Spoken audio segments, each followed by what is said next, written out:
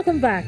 If you've just joined us, you're watching the news at 10 on Channels Television, coming to you live from Lagos. A reminder of our top stories. Muslims across the world celebrate Eid al-Fitr to mark the end of the month of the long fasting season. President Muhammadu Buhari says he feels healthier to attend to national issues after Ramadan as he receives guests who paid him homage at the villa. Federal government promises to increase private sector partnership to boost electricity generation and supply across the country. And China vows to respond swiftly to any plan by the US government to impose new trade tariffs that could hurt its interests.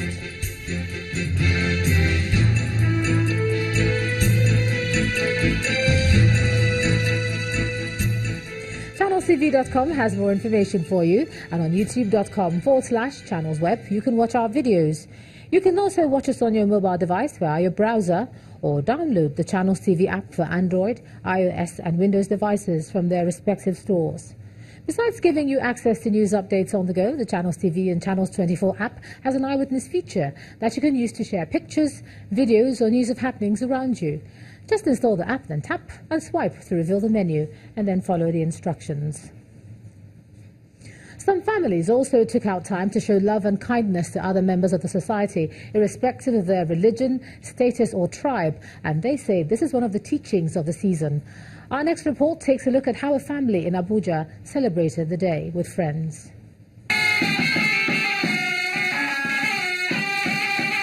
It's a relaxed atmosphere in the home of the Dahirus.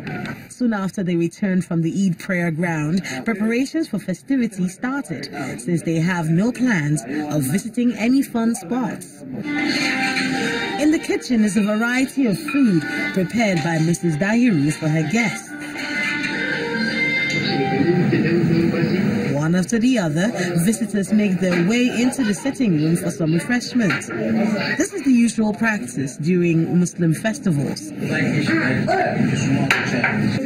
With the living room filled with guests, Mr. Dahiru explains the significance of the day.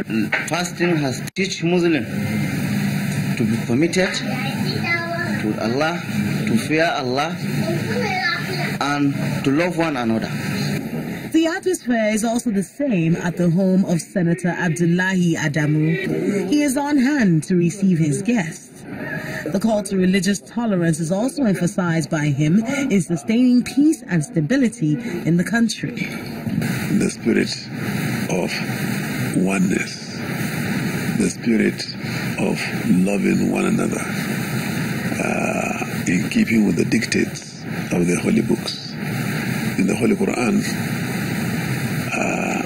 God has directed, has ordained that we love our neighbor as we love ourselves. The spirit of being one another's, our brother's keeper. And then once we do that, then we are guaranteed some level of peaceful coexistence. Although Eid al-Fitr celebration is a time set aside to mark the end of the Ramadan fast, many Muslim faithful, such as the Dahirus, promise to use the holiday period for a much-deserved rest after weeks of work. Let's discuss events around the season. Joining me now live from Abuja is the Chief Imam Al-Habibiyya Islamic Society, Al-Haji Fuad Adeyemi. Thanks a lot for joining us on the news at 10, and Eid Mubarak to you. Yeah, thank you so much. Now, the message from many quarters, at least this year, is that the lessons of Islam should be put into practice beyond the season. Is that your message as well? Well, Alhamdulillah, we thank Allah for the opportunity of fasting for these 29 days. And if you look at when Almighty Allah introduced fasting, you see that there are about 4 components of fasting that Allah is bringing to us. In the Quran, Allah says that fasting has been prescribed for us as it has been prescribed for those before us. And according to the Quran, those before us are the Jews and the Christians. So it means our fasting is started with actually an interfaith, something that we have to consider other people. Then also, it guides us to have a relationship between yourself, this relationship between you and your God, relationship between you and other creatures of God that Allah has created. Between you and your God is that you will have a be conscious of the beingness of the Supreme Being all the time, because fasting is the only time you understand that God is present. You are present with God all the time. In your room and anywhere you are, you don't misbehave because you are conscious of the presence of the God, of Almighty Allah, where you are. And then secondly, you feel more obedient to Him, and that is between you and yourself. Then thirdly, you feel the challenges that other people are facing. Then you become more compassionate, you become more generous, you become more kind, because you feel what other feels, and you experience the same thing with them. So it allows you to understand the challenges. Hence, when Ramadan goes, you now discover that Ramadan itself now becomes a means to an end and not an end by itself. All right, let me just ask you that the Eid at this season comes with the message of peace. Every year we hear that, we should be more peaceful across the country.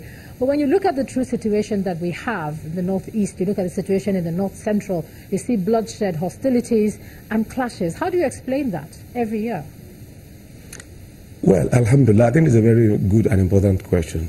Ramadan is actually a time when peace is trained. You learn how to become more peaceful, because you have to be peaceful with your neighbors and the people around you. But now going to the northeast, I think it becomes more strange when people link the happenings in northeast with Islam. It always baffles me. Right from the onset, Maiduguri has always been the headquarters of Islam. The same thing in Kano, in the northern part of Nigeria. Kano is also the headquarters of Islam. And before Islam got to Sokoto, Islam has been in Maiduguri, or in what is now known as Borno, for more than 100 years. So some people now go to Borno and they begin to kill, and people now think that it is the Muslim. If you look at it carefully and critically, the only victim of this crisis in those areas are actually Muslims and Islam. Because if you just go to Borno Central Market or Maiduguri Central Market, you carry 10 people in the market, there's possibility of 95% of the people you will carry, they will be Muslim. So it means those who are actually causing problems in those areas, they have nothing to do with Islam. They have nothing to do with the Muslim. In fact, their first enemy are actually Muslim, and their first victims is Islam. So all these things that are happening, you cannot link it with Islam. They might try to profess something so that they have an identity, but it is not Islam at all and at all. Look at even their population. The world has about 1.6 billion Muslims, and in Nigeria we have about nothing less than 80 million Muslims. And what is the population of these people that are actually doing this thing? They cannot be up to 200 to 500,000. Okay, and you don't claim that these people are Islam. No, they are not. Well, I think the question to you is not whether we're linking hostilities with Islam, is how the message of peace can be preached all around the country, in every region and every zone, such that we don't have the clashes that we have, in spite of the proliferation of religious institutions. That's the question. Oh, okay. Yes. Now, the fasting in the month of Ramadan is a month in which you have been trained to be more peaceful. You have been trained to understand the challenges of others. And that is why on Eid al-Fitr like this, the essence of Eid al-Fitr, it is for you to practicalize what you have learned in the month of Ramadan. Then how do you practicalize it? Allah asks you that you should feed people. You should give food before the commencement of the prayers, that is 2 rakah prayer. Meaning that God wants to try you. God wants to test you. That what you have learned in the month of Ramadan, will you be able to apply them into your life after finishing this? And that is why you also see Ramadan coming every year, because human soul is prone to some other challenges as far as when you are moving away. So the moment somebody finishes fasting, the first and most important thing is to go back to the Holy Quran that has been part of his life as at the time when he was fasting. Then when you take this and you pick the copy of the Holy Quran, most of the time it guides you to do the right thing. And you also learn from the life of the Prophet ﷺ that when you are fasting, when somebody insults or abuses you, you tell that person, I am fasting.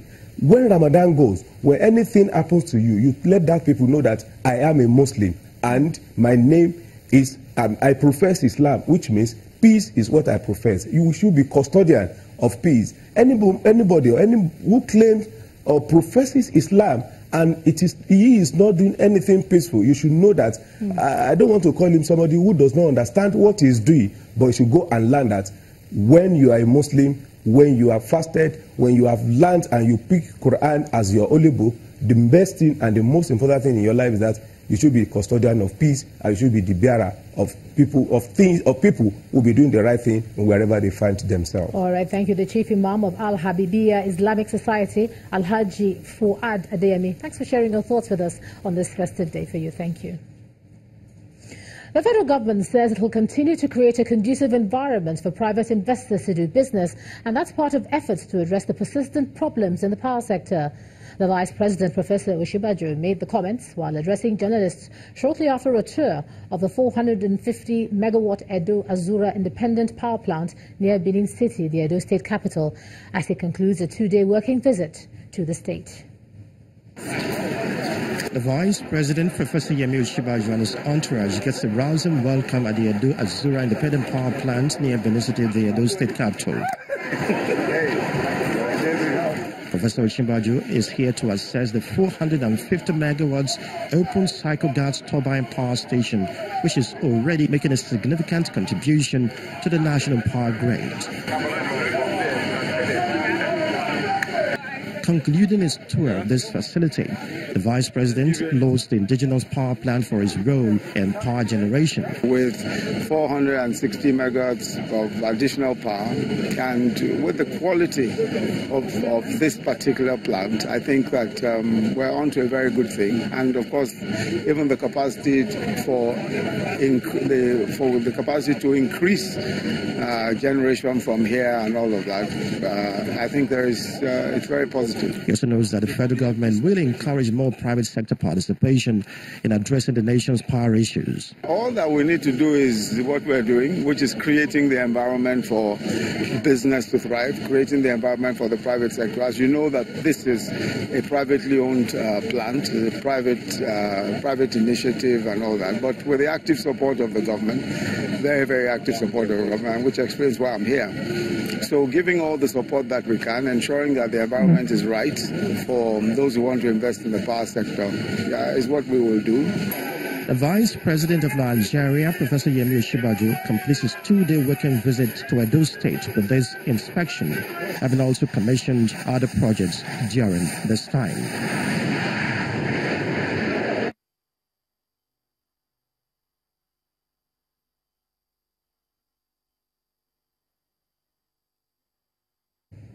The Managing Director of the Niger Delta Development Commission, Dr. Nsima Ekere, is urging traditional rulers to promote peace, stability and security to aid the development process in the Niger Delta region.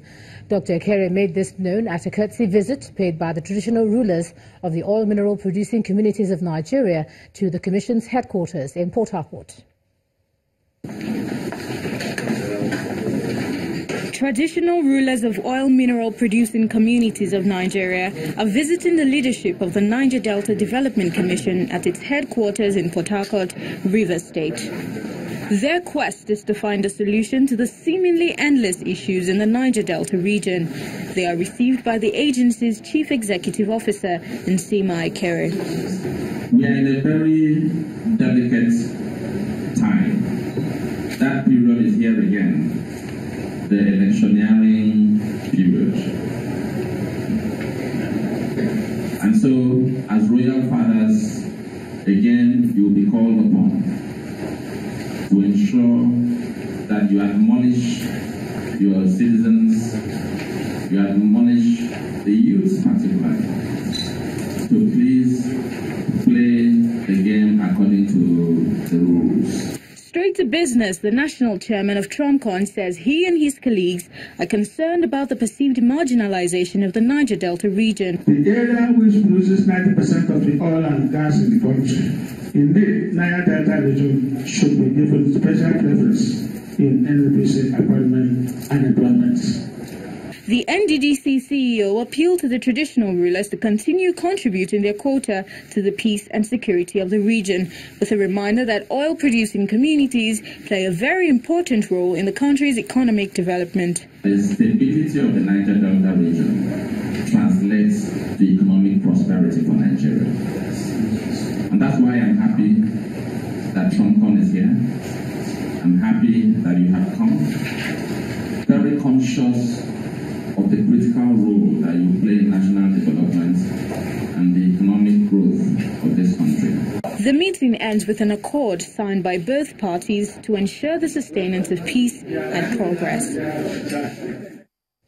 When the news at 10 returns, suspected kidnap kingpin Evans may have to find another lawyer as his counsel withdraws. That's in a moment. Presents back.